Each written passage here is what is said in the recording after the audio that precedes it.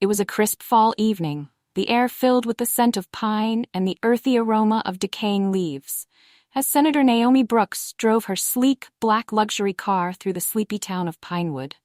The town, bathed in the soft, golden hues of dusk, seemed suspended in time. The autumn foliage scattered across the road, dancing with the wind like nature's own confetti, while the orange glow of streetlights flickered to life, casting long shadows along the nearly deserted streets. Naomi's hands gripped the steering wheel lightly, her posture relaxed but deliberate. Her mind drifted to the week behind her, endless debates, meetings, and the constant push for progress that came with her position at the Capitol. She had a reputation for being formidable, always calm, always in control. But tonight, as she cruised along the narrow road that wound through the outskirts of Pinewood, all she wanted was a quiet evening. The thought of returning home to her family, of slipping into the warm embrace of familiarity, was a beacon of comfort. She sighed, easing into the solitude of the drive. Outside her window, the world blurred past, small houses tucked away behind large oak trees, their windows glowing faintly with the promise of dinner and family time. Naomi's own childhood had been worlds away from this, urban, chaotic, filled with the noise of a bustling city. This town felt alien, though she had driven through it countless times on her way home. Pinewood was predominantly white, conservative, a place where outsiders, especially ones who looked like her, rarely lingered. Her thoughts were interrupted by a sudden flash of red and blue in her rearview mirror.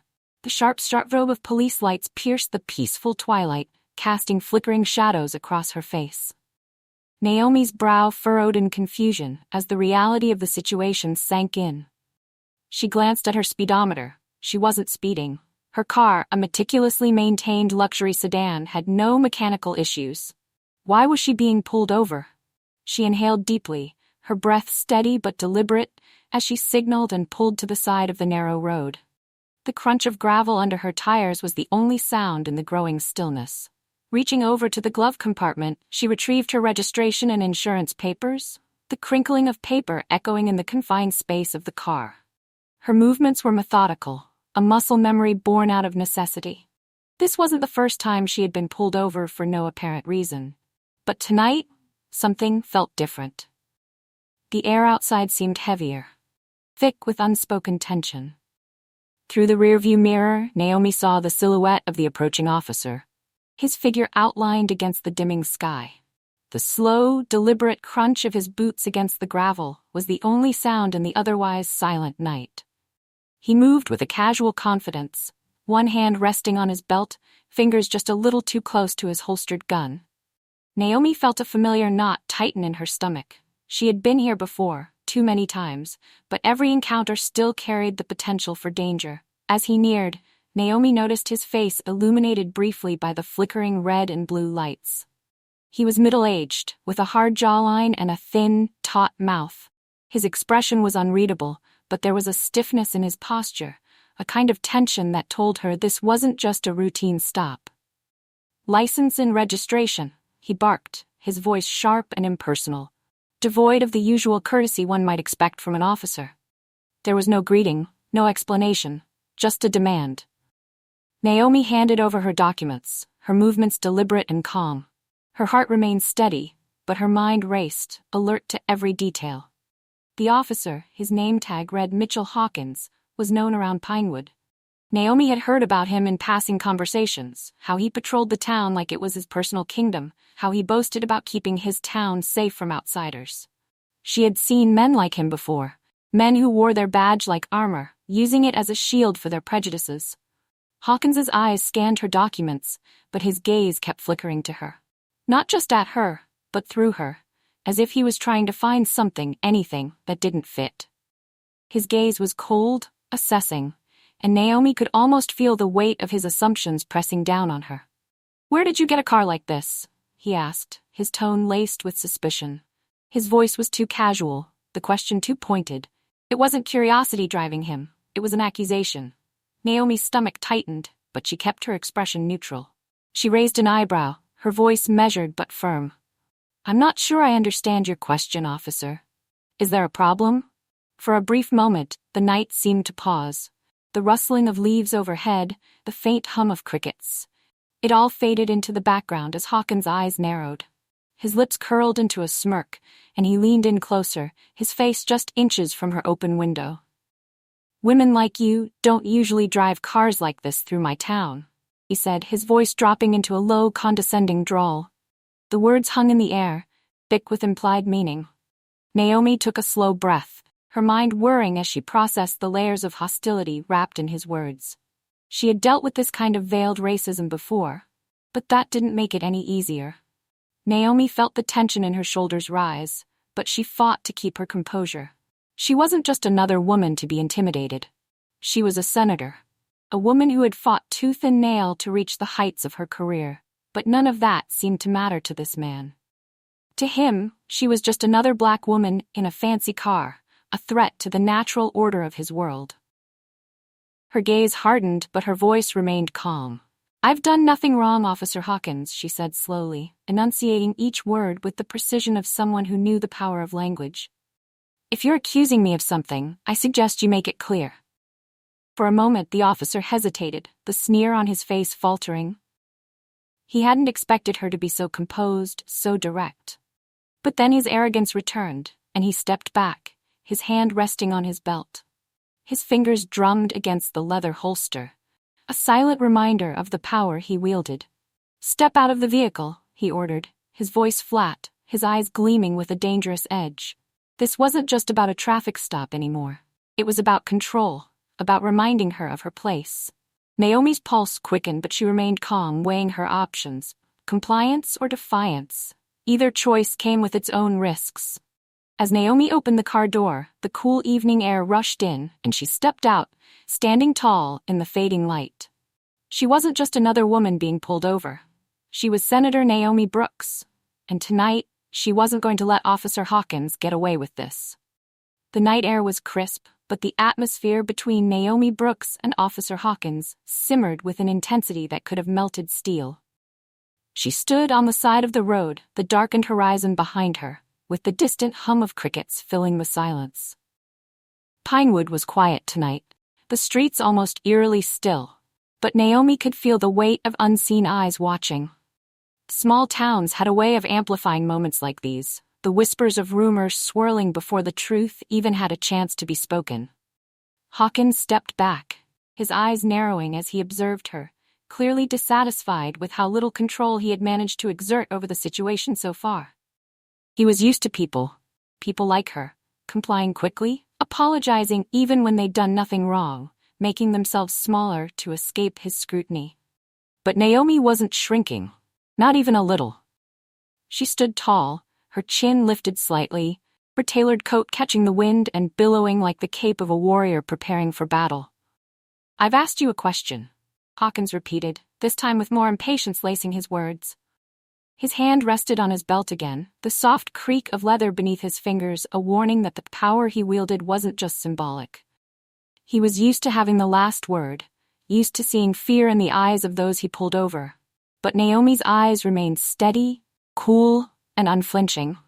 The moments stretched, the silence between them thick and uncomfortable, like the oppressive humidity before a thunderstorm.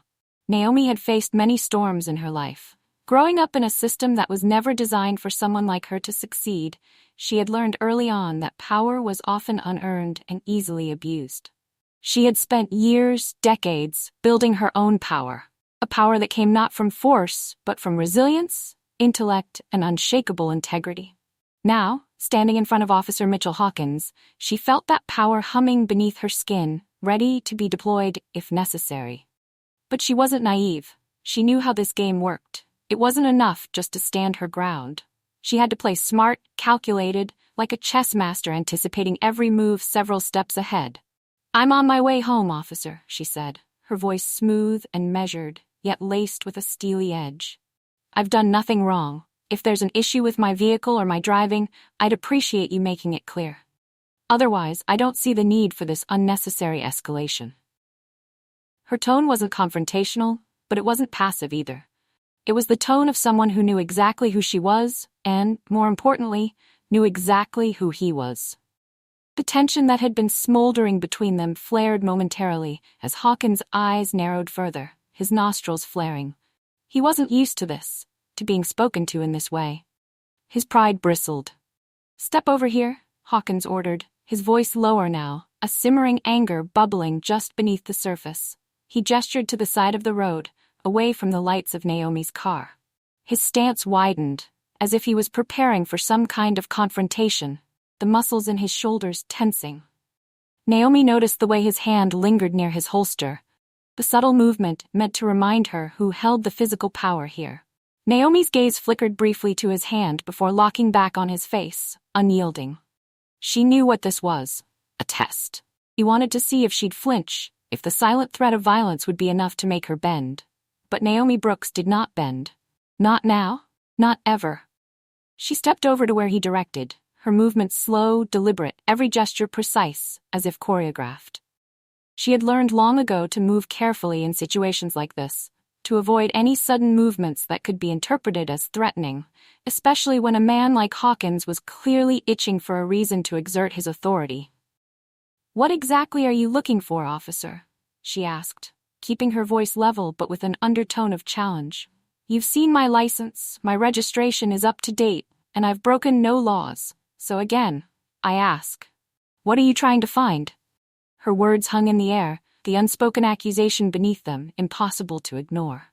Hawkins' jaw clenched. He was used to being the predator in these encounters, but somehow, despite his position, he felt like the one under scrutiny now. His eyes flicked over her again, lingering on her face, then on her car, trying to find something, anything that would justify his actions. The problem was, there was nothing to find, and he knew it. "I don't need a reason to ask questions," he shot back, his tone biting, but there was a crack in his confidence now, a sliver of doubt seeping through. He was starting to realize he had underestimated her, that she wasn't the type of woman who would just let this go. "This wasn't a misunderstanding," she said quietly but firmly. "You stopped me because of the color of my skin and the car I'm driving. You assumed I didn't belong here.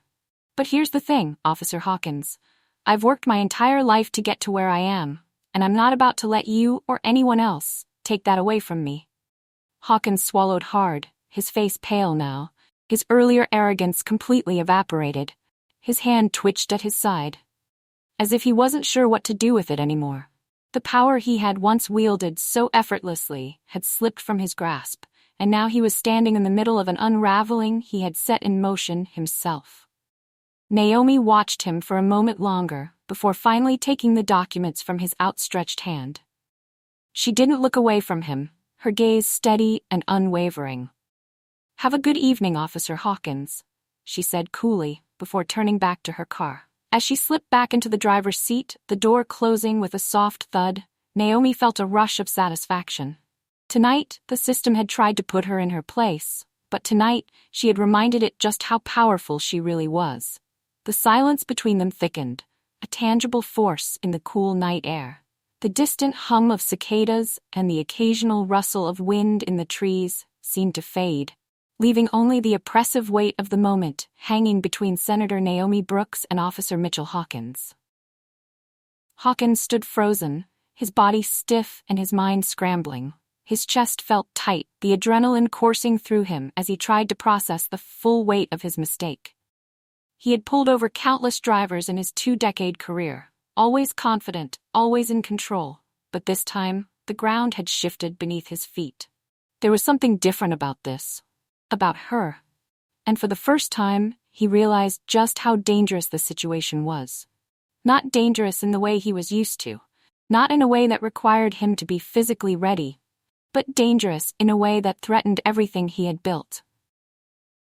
Naomi remained seated in her car, her back straight, her hands resting on the steering wheel with the calm assurance of someone who knew exactly how this was going to play out. The red and blue lights from the cruiser still flashed across her windshield, casting eerie patterns across her face, but she didn't flinch. She didn't have to. The air between them was thick with Hawkins' unraveling.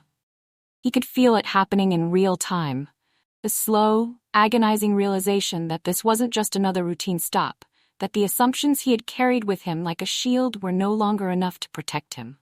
His confidence, once as rigid as his posture, was crumbling beneath the weight of Naomi's unflinching gaze. He had underestimated her from the moment he saw her car, the sleek black luxury sedan gliding through his quiet town. Naomi's lips curved into a faint smile, but it wasn't one of amusement. It was the kind of smile someone gives when they know they've already won the game, even if the other player hasn't realized it yet. "Actually, you do?" she said calmly, her voice like ice water cutting through the heat of the moment. "You need a reason to pull me over.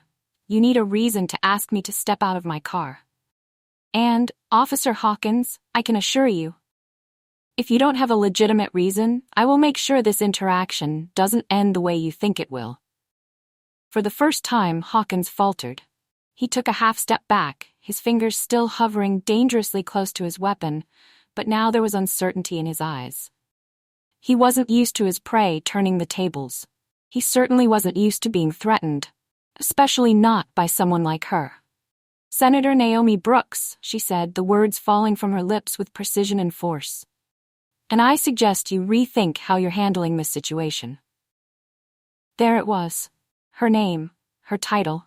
It hit him like a slap to the face, and the realization that he had just made the worst possible miscalculation washed over him in an instant.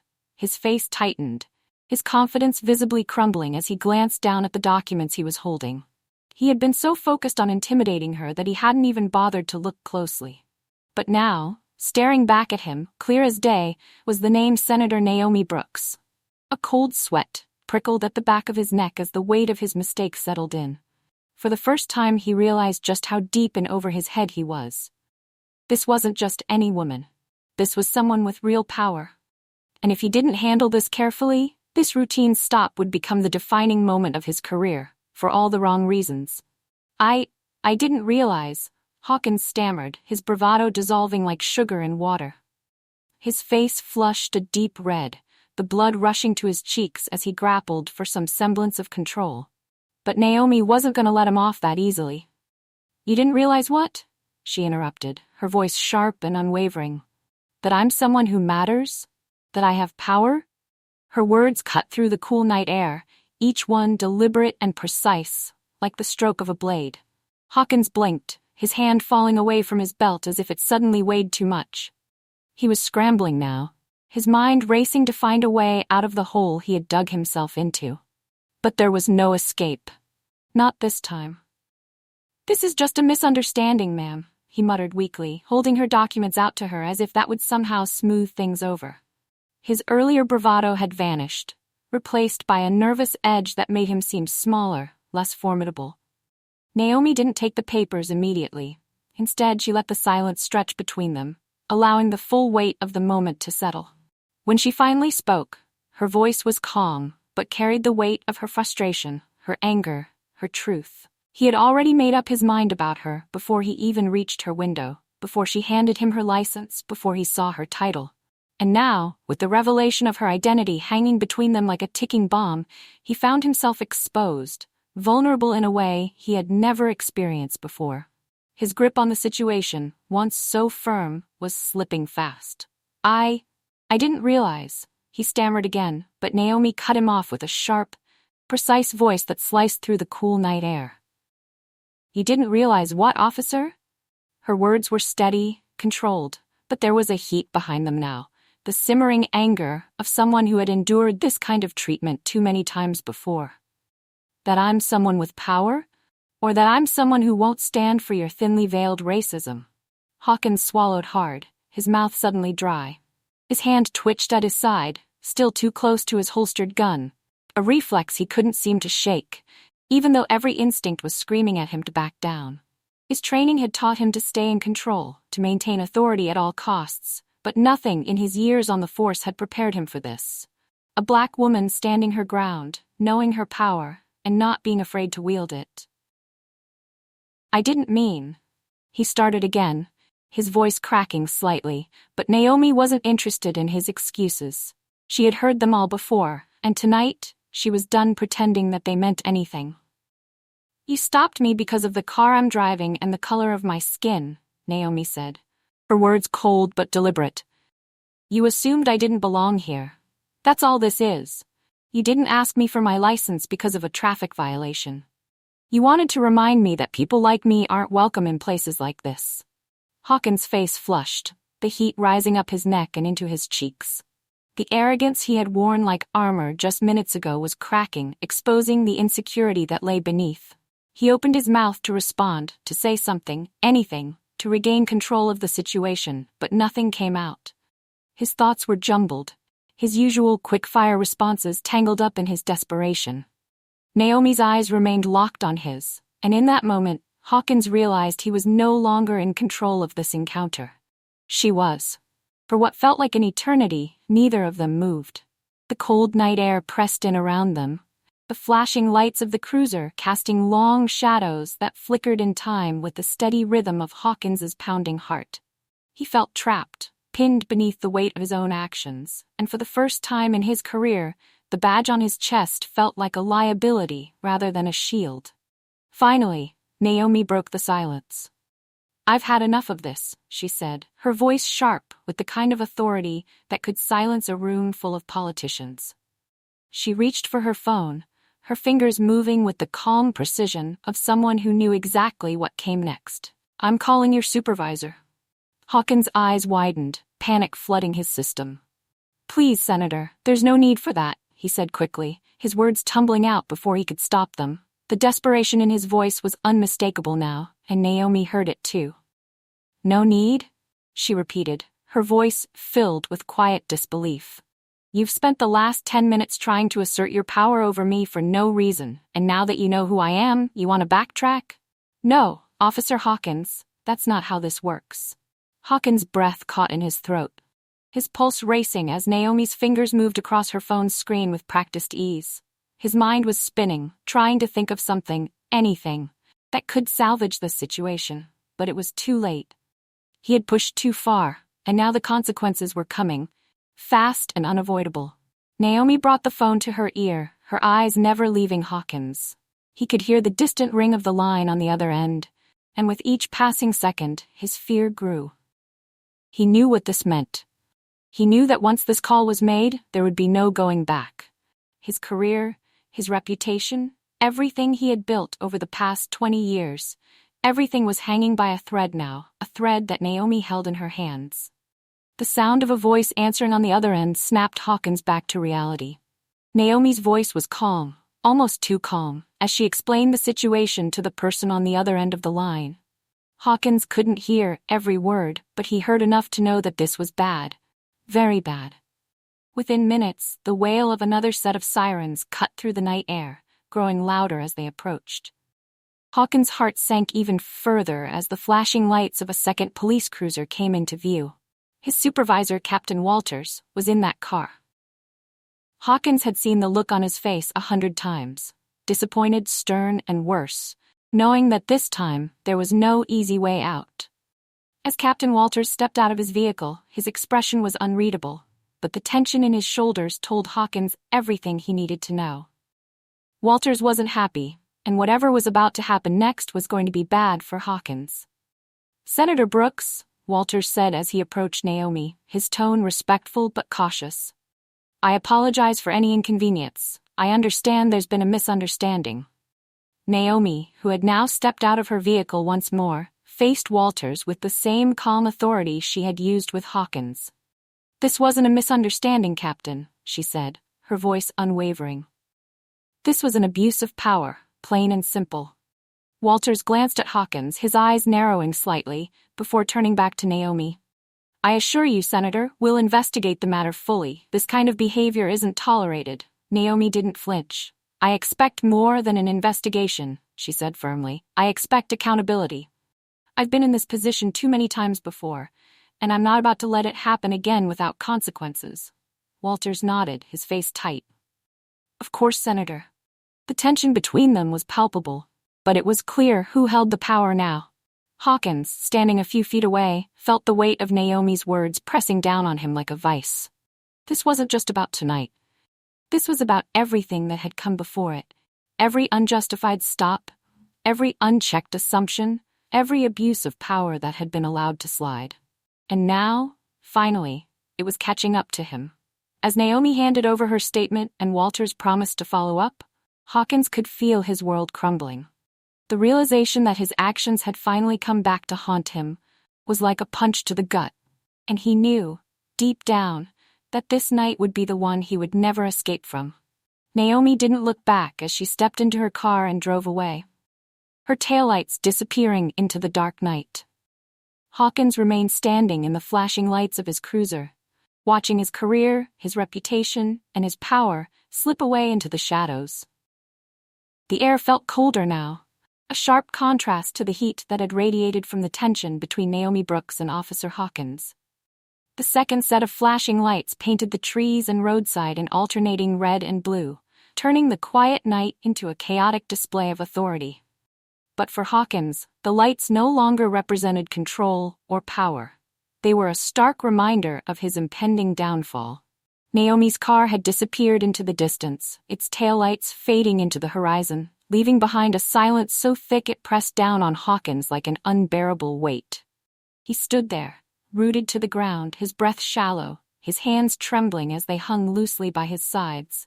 The presence of Captain Walters beside him only made the tension worse. Walters wasn't just his superior, he was the one man whose approval Hawkins had always sought, the one man whose disappointment now cut deeper than any reprimand. Captain Walters stood tall, his arms crossed tightly over his chest, his jaw set in that stern, familiar way. Hawkins had seen that look before, but never directed at him. Tonight, though, everything had shifted. Walter's gaze was cold, appraising. Behind his sharp eyes, there was a calculation, an assessment of how bad the situation really was and what it would take to contain the damage. "Hawkins," Walters began, his voice quiet but seething with controlled anger. "What the hell did you think you were doing?" The words hit Hawkins like a physical blow. His throat felt dry, and for a moment he struggled to find his voice. "Sir, Walters held up a hand, silencing him. "No excuses, not this time." His voice dropped lower, heavy with disappointment. "Do you have any idea who you just pulled over?" Hawkins swallowed hard, his mind racing but going nowhere. Of course, he knew now who Naomi Brooks was. Senator Naomi Brooks. But that knowledge did nothing to undo the damage already done. "I didn't recognize her at first," Hawkins mumbled, his voice weak, almost pitiful. "That's the problem, isn't it?" Walter said, his voice sharpening. "You didn't bother to recognize her. You didn't take 2 seconds to think before you started throwing your weight around. This isn't some random tourist you can bully, Hawkins. This is a senator. And even if she wasn't, you still handled this like a rookie with something to prove."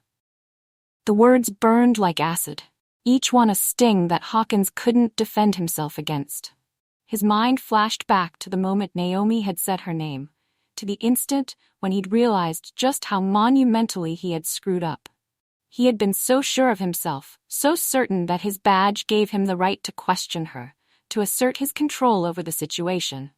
But that confidence had been built on a foundation of arrogance, and now, as it crumbled beneath him, he was left standing in the ruins of his own making. Walter's voice broke through his thoughts. "Do you know how this is going to play out? This isn't just going to disappear. She's already called the press. Her team will be all over this by morning, and our department, my department, is going to be under a microscope." Hawkins' stomach twisted into knots. The thought of being the center of that kind of attention, of having every decision he'd ever made scrutinized, filled him with a deep, gnawing dread. He wasn't just facing the possibility of suspension or even termination. This was bigger. This was his entire life, his identity, unraveling in front of him. "I'll apologize," Hawkins said quickly, his voice rising with desperation. "I'll call her, explain?" "Explain what?"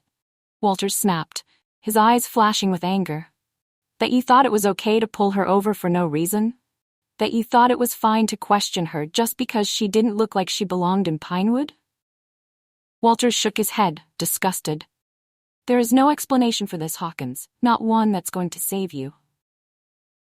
Hawkins felt his pulse quicken, his palms sweaty as panic began to set in.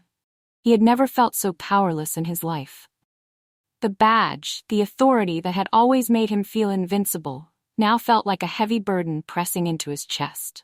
He was drowning in the consequences of his actions, and there was no lifeline in sight. Walters let the silence hang for a moment, the weight of his words sinking in. Then, in a tone that was quieter but no less commanding, he spoke again. "You're on administrative leave. Effective immediately." Hawkins' heart dropped into his stomach. The words hung in the air, cold and final. He had known this was coming, but hearing it aloud was like a punch to the gut. "Sir, please just give me a chance." Walters turned on him, his face a mask of barely contained rage. "A chance? A chance for what? To explain yourself? There is nothing you can say that's going to fix this. Do you have any idea what you've done?" Hawkins opened his mouth to respond, but the words caught in his throat. His mind raced with 100 different justifications, but none of them felt strong enough to make it past his lips. Every excuse felt hollow, every reason crumbling before it could even take shape.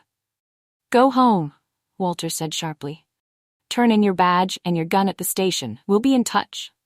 Hawkins stood there, dumbfounded, his mouth dry, the weight of his gun at his side suddenly unbearable. His badge, his symbol of authority, the thing that had given him power, felt like a stone around his neck. He had never imagined it would end like this. He had spent 2 decades building his career, climbing through the ranks, earning respect, or so he thought. But now, in a single night, it was all slipping away. As Hawkins turned and walked slowly to his car, the gravel crunching beneath his boots felt like the sound of his life being ground into dust. Each step was heavier than the last. The realization that this was not just a temporary setback, but the beginning of the end sinking deeper into his bones. Meanwhile, Naomi Brooks sat in her car, her hands resting on the steering wheel as she drove through the night. The hum of the engine was steady, a stark contrast to the storm of emotions brewing inside her. The tension from the encounter still hung in the air, like a fog she couldn't shake off. She had faced situations like this before, far too many times. But tonight had felt different. It wasn't just the stop itself that weighed on her, but the knowledge that so many others wouldn't have had the same outcome. She had the privilege of power, of a title, of a voice that carried beyond the quiet backroads of Pinewood. But what about the others? The ones who didn't have a platform, who didn't have the luxury of calling a supervisor or making headlines when they were wronged? Naomi's jaw clenched as she thought about it, the frustration bubbling up inside her. She had spent her life fighting for justice, pushing for reforms, and standing up for those whose voices had been silenced. But nights like tonight reminded her of how deeply rooted the problem was, how systemic the abuse of power could be. As she drove, the city lights in the distance came into view, a sharp contrast to the small, insulated world of Pinewood. She had work to do. This wasn't just about her anymore. It never had been. The press would call, her team would mobilize, and this story would become a rallying cry. But more than that, Naomi knew she had to make sure this wasn't just another headline that faded with time. There had to be consequences. Real ones. Not just for Hawkins, but for the system that allowed men like him to feel untouchable. Her phone buzzed in the passenger seat, the screen lighting up with a text from her chief of staff. She glanced at it briefly. Media inquiries were already pouring in, requests for interviews, statements. This would blow up, and quickly. But Naomi was ready. She had always been ready for this fight. Gripping the wheel tighter, she pressed her foot on the gas, the hum of the engine growing louder as she sped toward the city. Tomorrow, the world would know what had happened tonight, and Naomi Brooks would make sure that this time, change was more than just a conversation. Back at the side of the road, Hawkins sat in his cruiser, staring blankly at the steering wheel, his mind a whirlwind of regret, fear, and disbelief. His life, once so sure, was now crumbling around him. And there was nothing he could do to stop it. By morning, the world knew. Naomi Brooks woke to the shrill ping of her phone vibrating incessantly on her nightstand. Even before she opened her eyes, she knew what was waiting for her. A torrent of messages, notifications, emails. The viral wave had begun. As the fog of sleep lifted, she glanced at her phone, her inbox already flooded with media requests, support messages, and the inevitable hate mail. Her Twitter feed was on fire, the hashtag #DrivingWhileBlack trending nationwide. The video, recorded on her phone during the latter part of the stop, had been posted by her communications team late last night. It was already gaining traction. The clip capturing Hawkins' aggressive tone, the condescension in his words. and the sharp moment when Naomi calmly introduced herself as Senator Naomi Brooks. But it wasn't just the video that had ignited the fire.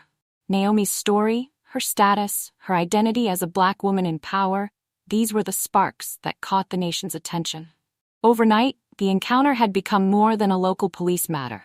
It had turned into a national conversation about race, privilege, and the abuse of authority. Naomi sat up, rubbing her temples, the tension from the previous night still lingering in her body. She wasn't surprised by the response. This was what she had expected, even anticipated. But that didn't make it any less exhausting. She was used to living in the spotlight, but the kind of attention was different. It was raw, charged, and filled with the weight of every similar story that had come before hers. Each one a brick in the wall of systemic injustice that she had spent her life trying to dismantle. As she scrolled through the news headlines, her phone buzzed with a call. She glanced at the screen, her chief of staff, Avery. "Good morning," Avery said, her voice brisk but tinged with concern. "I'm guessing you've seen it." "I have," Naomi replied, her voice calm but tired. "How bad is it?" Avery sighed on the other end. "Depends on how you look at it. You're all over the news. Some outlets are painting you as the hero standing up against injustice. Others, well, you know how it goes. They're twisting it into a race-baiting narrative, calling it a publicity stunt. But overall, the response is overwhelmingly in your favor." Naomi nodded, unsurprised. "And Hawkins? Administrative leave pending investigation," Avery said. "It's a formality, but the department's in damage control mode. Captain Walters issued a statement early this morning, apologizing for the misunderstanding. But from what I've gathered, the town's split. Some people are outraged, but others are defending him."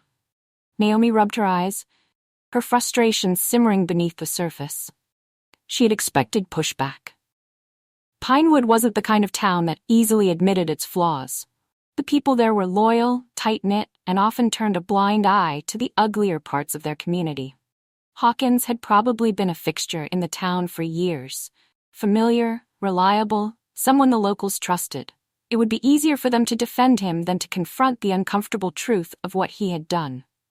"What's our next move?" Naomi asked, her tone decisive now. Avery paused for a moment. "The press is asking for statements, interviews, the usual. We've got national outlets requesting appearances, and civil rights groups are reaching out to express their support. I think this could be bigger than we anticipated. If we handle this right, we can push for real reform." Naomi's lips tightened into a thin line. She had been fighting for police reform for years, pushing legislation that was met with bureaucratic resistance at every turn. But now, with the spotlight on her, there was an opportunity to turn this incident into a rallying cry for change. Still, she knew how quickly the media cycle shifted. If she didn't keep the pressure on, this moment could fade into just another headline. "Let's start with a press conference," Naomi said, standing up and pacing her room. "I want to control the narrative before it spirals. We emphasize that this isn't just about me, it's about every person who's been unjustly targeted because of the color of their skin. This is bigger than one bad cop in a small town." Avery's voice brightened, energized by the plan. "Understood. I'll start setting things up. We'll aim for this afternoon." As Naomi hung up, she took a deep breath, centering herself. Today was going to be long. The battle for justice was never easy, and though she had the public's attention now, she knew that the hardest part was still to come. On the other side of town, Mitchell Hawkins sat at his kitchen table, staring blankly at the cup of coffee in front of him. The warmth from the mug barely registered. His mind was consumed by the events of the previous night, playing on a loop in his head like a nightmare he couldn't wake up from. The house was quiet. Too quiet. His wife had already left for work, and the silence felt oppressive. He hadn't slept. How could he? His entire career, his entire life, had unraveled in the span of a single traffic stop. 20 years on the force, and now it all felt like it was slipping through his fingers. He reached for his phone, hesitating before checking the news again. He already knew what was waiting for him. His name was everywhere. His face, his actions, all dissected by talking heads on every major news channel. The video had gone viral, and the public was already demanding his head on a platter. But it wasn't just the media. The phone calls had started early in the morning. Angry voices from strangers who had seen the video shouting at him, calling him a racist, a thug with a badge. Hawkins had never felt so exposed. He had always been the one in control, the one who made the calls. Now it was like the world had flipped upside down. He sipped his coffee, the bitter taste doing nothing to clear the knot in his throat. He couldn't escape it. The sinking realization that he had lost control. And the worst part? He knew he had brought this on himself. His hand hovered over his phone, tempted to call Captain Walters, to try and explain himself. Maybe there was a way to salvage this, some excuse, some story that could make it go away. But deep down, he knew the truth. There was no coming back from this. The town might defend him, but the world outside Pinewood didn't care about his history, his years of service. All they saw was the man in that video, and that man was a villain in their eyes. Hawkins set the mug down with a thud, his hands trembling. The badge? The authority, it had all given him a sense of security, a sense of power. But now, stripped of it, he felt small, vulnerable. He wasn't used to feeling vulnerable. The phone buzzed again, but this time it wasn't an unknown number. It was a text from his daughter, Ashley. "Dad, what's going on? People at school are talking about you. Are you okay?" Hawkins stared at the message, his heart sinking even further. His daughter, his family. He hadn't thought about what this would do to them, how it would ripple out and affect everyone around him. The thought of his daughter, sitting in a classroom, hearing her father's name dragged through the mud on social media, he could barely stand it. His hands clenched into fists. Anger, fear, regret, they all swirled inside him like a storm he couldn't control. He wasn't the monster they were painting him to be. He had made a mistake, sure, but he had spent years protecting this town, keeping it safe. Didn't that count for something? But even as he thought it, the memory of Naomi Brooks standing tall in front of him, her calm defiance, her unwavering strength, came rushing back. She had known. She had seen right through him. And in that moment, he had been powerless. The reckoning had begun. And Hawkins wasn't sure if he was ready to face it. By noon, Naomi stood before a sea of cameras, microphones arranged in front of her like a wall separating her from the world. Reporters crowded the press conference, their eyes locked on her, waiting for her to speak. Her team stood just behind her, a show of solidarity. But when she stepped up to the podium, she stood alone. The energy in the room crackled with anticipation. Naomi took a breath, her hands gripping the sides of the podium, as she began to speak. "Last night, I was reminded of something many of us already know, that no matter how far we've come, no matter what titles we hold or what successes we've achieved, we are still seen through a lens of bias and prejudice." Her voice was steady, but there was fire beneath it, a passion that surged through her words as she spoke not just for herself, but for every person who had ever faced the same injustice. This is not just about one officer in one town. This is about a system that has allowed this kind of behavior to persist for far too long. It's about accountability. And I will not rest until we see real, tangible change. Not just for me, but for everyone. The room was silent, hanging on every word.